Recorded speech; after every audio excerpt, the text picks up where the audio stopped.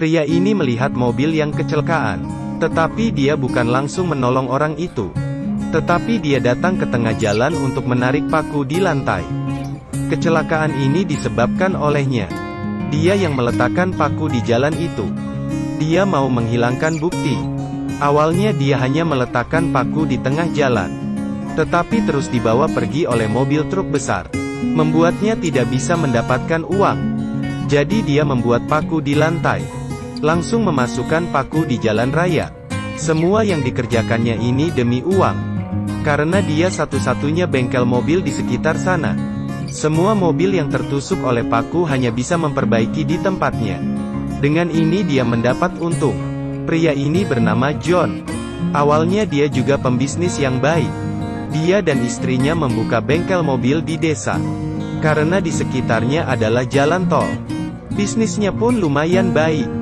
Tetapi karena adanya pembangunan resort, mobil yang lewat pun menjadi berkurang. Hal ini membuat bengkelnya menjadi sepi. Hari itu saat mereka sedang makan, sebuah truk besar lewat, membuat debu berterbangan. Mereka sangat marah. John melemparkan mangkoknya. Dia pergi ingin memarahi mereka.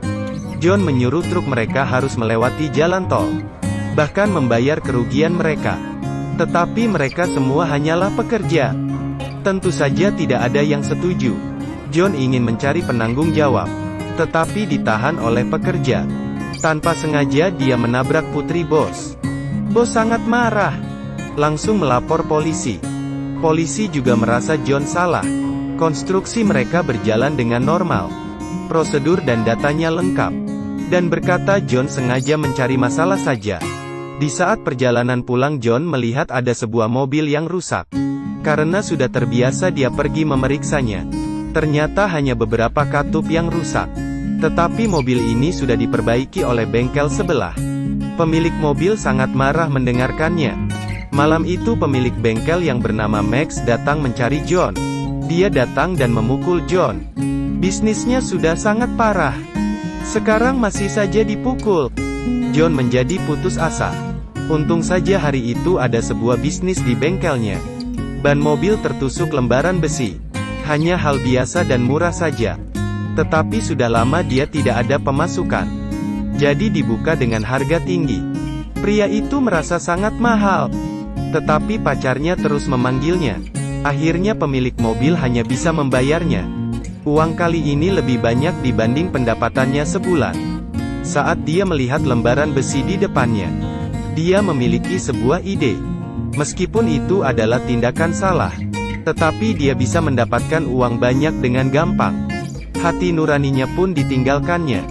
Betapa jahatnya pria ini. Tengah malam dia meletakkan lembaran besi di jalan tol. Keesokan hari bengkelnya pun kedatangan bisnis. Korban adalah pejabat pemerintah.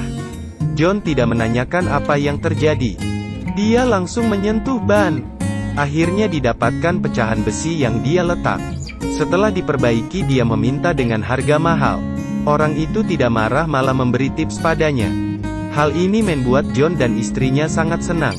Malam itu mereka langsung berpesta. Tetapi beberapa hari kemudian tidak ada lagi yang datang. John datang ke jalanan untuk memeriksa. Dilihatnya potongan besi yang berkurang. Seharusnya ada yang datang untuk perbaikan. Saat dia bingung, sebuah truk besar lewat.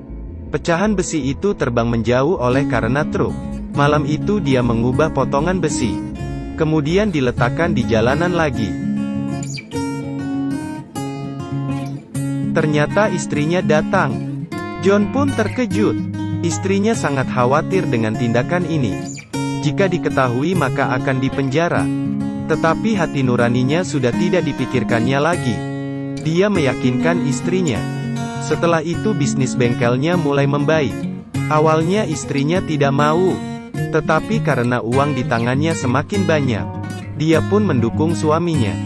Bahkan jika wanita mendukung tindakan begini akan lebih parah daripada pria. Hari ini bos pabrik lewat.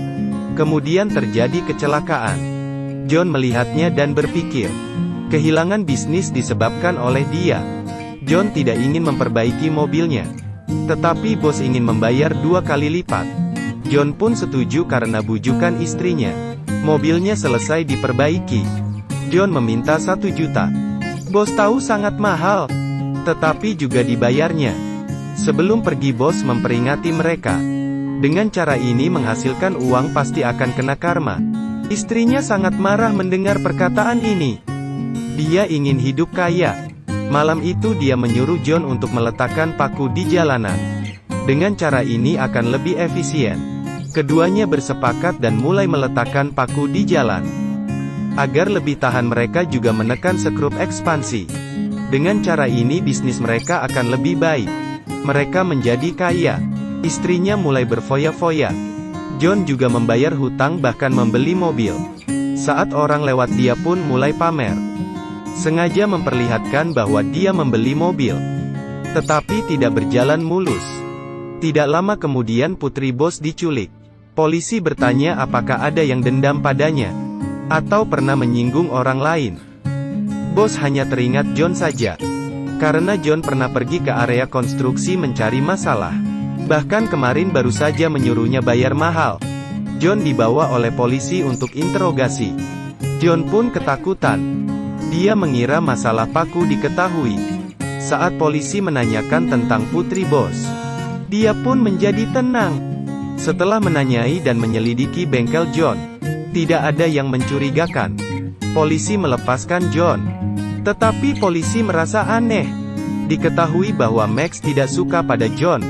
Maka disuruhnya memantau John. Pemantauan ini membuat Max tahu rahasia mereka. Lihatlah wanita ini menanam paku di jalan raya tengah malam.